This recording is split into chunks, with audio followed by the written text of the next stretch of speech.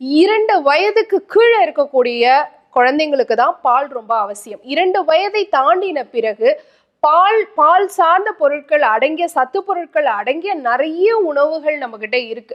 So நம்ம நிறைய வீடியோல அதை ஷேரும் பண்ணியிருக்கோம். ஸோ அதை நீங்க பயன்படுத்தி பார்க்கலாம்.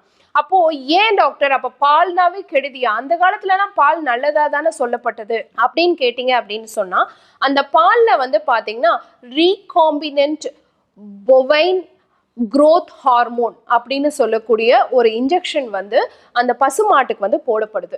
ஸோ அந்த மாதிரி போடும் பொழுது அந்த ஹார்மோன் அந்த பாலில் கடக்கும் பொழுது RBGH அப்படின்னு நம்ம சொல்றோம். அந்த ஹார்மோன் நம்ம பெண் பிள்ளைகளுடைய உடலிலுமே பல மாற்றத்தை ஏற்படுத்துது. விரைவில் ஹார்மோன் முதிர்ச்சி அடைவதற்கு அது ஒரு காரணமாக இருக்கு. ஸோ விரைவில் பெண் பிள்ளைகள் அந்த பருவ வயதை அடைவதற்கு இந்த பாலில் இருக்கக்கூடிய அந்த அதிகரிக்கிறதுக்காக அந்த பால் சுரப்பை அதிகரிக்கிறதுக்காக கொடுக்கப்படக்கூடிய மருந்து மாத்திரைகள்னால உருவாகலாம் அப்படிங்கிறத நம்ம தெரிஞ்சுக்கணும்.